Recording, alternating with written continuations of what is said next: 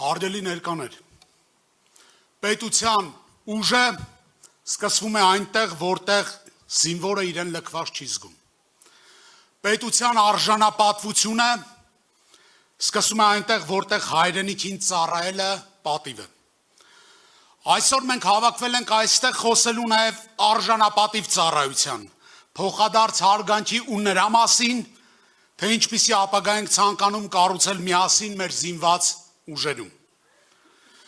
Մեզ փորձում են համոզել, թե թուլությունը խաղաղություն է բերում, թե ազգային արժանապատվությունը շքեղություն է, իսկ մեր անվտանգությունը կարելի է փոխարինել ժամանակավոր ու կեղծ հանգստության հետ։ Մեզ ասում են, որ մենք չենք կարող որոշել մեր ճակատագիրը, բայց մենք պարտավոր ենք ինքներս մեզ հարց տալ. ինչպես կարող ենք կառուցել ուժեղ պետություն, եթե մեր երիտասարդը ծառայություն է գնում ոչ թե վստահությամբ, այլ հաճախ անվստահությամբ։ Արժանապատիվ ծառայությունը պետք է լինի ազգային արժեք մի երկրի համար, որը գտնվում է բարդ տարածաշրջանում եւ ամեն օր կանգնած է անվտանգության մարտահրավերների առաջ։ Անվտանգությունն ու պաշտպանությունը յուրաքանչյուր պետության ողնաշարն են, իսկ նրանք, ովքեր անառիկ են պահում մեր հայրենիքը, ստեղծում են ուժեղ Հայաստանի ապագա հիմքը։ Մենք ունենք հստակ պատկերացում, թե ինչպիսի բանակ ենք ուզում կառուցել։ Այնպիսի բանակ, որտեղ սպայակազմը ոգևորող է, ոչ թե պարտադրող։ Այնպիսի բանակ, որտեղ ծառայելը պատիվ է եւ հպարտություն։ Այնպիսի բանակ, որտեղ զինվորը հայտնվում է ոչ թե այն պատճառով, որ ուրիշ ընտրություն չուներ, այլ քանի որ դա կոչում է։ Եվ այնպիսի բանակ, որտեղ սպաներն ու զինվորները չեն դառնում քաղաքական ձախողումների մեղավոր։ Սա է մեր նպատակը։ Եվ այդ ճանապարհը ունի 3 հենասյուն. պատիվ, պատասխանատվություն եւ արժանապատվություն։ Այս ճանապարհին առանձնակի դեր ունեն սպաներն ու զինվորները։ Ձեր դերը համա կարգաստեղծ է։ Ուժեղ բանակը սկսվում է այնտեղ, որտեղ հարաբերությունները կառուցվելու են ոչ թե վախի, այլ փոխադարձ հարգանքի եւ վստահության վրա։ Սակայն միայն բարոյահոգեբանական մթնոլորտը բավարար չէ։ Ծառայել հայրենիքին նշանակում է ունենալ նաև ամուր թիկունք։ Եվ մեր մոտեցումը հստակ է։ Ծառայությունը պետք է լինի արժանապատիվ ոչ միայն խոսքով, այլև պայմաններով։ Սա նշանակում է, որ մենք պարտավոր ենք ապահովել ոչ միայն բարոյական գնահատանք, այլև ամուր սոցիալական եւ ֆինանսական թիկունք։ Այսօր կա մի շատ հստակ խնդիր։ Զինծառայողը հաճախ իր ծառայությունն իրականացնում է սոցիալական եւ ֆինանսական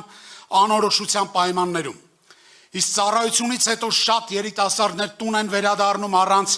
հստակ կրթական, մասնագիտական ու բնակարանային հեռանկարների։ Սա միայն սոցիալական հարց չէ։ Սա նաև ազգային անվտանգային հարց է։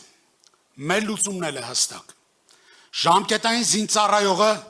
պետք է ունենա արժանապատիվ նվազագույն աշխատավարձ, ինդեքսավորված նվազագույն աշխատավարձին, որպեսզի ծառայության ընթացքում իր ընտանիքը չկանգնի սոցիալական խնդիրների առաջ։ Ծառայությունից հետո պետությունը պետք է ապահովի անվճար բարձրագույն կամ մասնագիտական կրթության իրական հնարավորություն, որպեսզի ծառայությունը լինի ոչ թե դադար, այլ ներդրում ապագայի մեջ։ Մեր վետերանները եւ նրանց ընտանիքները պետք է ունենան պետության կողմից երաշխավորված բնակարանային ծրագրերի հասանելիություն, արտոնյալ հիփոթեկային պայմաններով, ինչպես նաև երկարաժամկետ առողջապահական ու հոգեբանական աջակցության հստակ ծրագրեր, ինչը ցավոք 44 օրյա պատերազմից հետո դարձել է մեր ամենացավոտ իրականություններից մեկը։ Արժանապատիվ ծառայությունը միայն զինվորականի պարտքը չէ պետության առաջ։ Արժանապատիվ ծառայությունը նաև պետության պարտավորությունն է իր զինվորի հանդեպ։ Մեր նպատակը պարզ է։ Զինվորական ծառայությունը չպետք է մարդուն կտրի իր ապագայից։ Ծառայությունը պետք է ամրացնի նրա կապը պետության հետ։ Իսկ հիմա ուզում եմ դիմել մեր զինվորականներին։ Հարգելի սպաներ եւ զինվորներ, այս ամենը ձեր մասին է։ Մարդկանց, ովքեր այս անորոշ ու դժվար պայմաններում շարունակում են լուռ, անձնվեր եւ պատվով ծառայել հայրենիքին։ Դուք եք մեր պետության ողնաշարը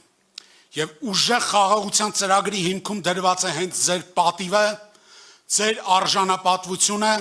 եւ ձեր սոցիալական պաշտպանվածությունը։ Մենք պետք է վերջ տանք այն մոտեցմանը, երբ զինվորից միայն պահանջում են,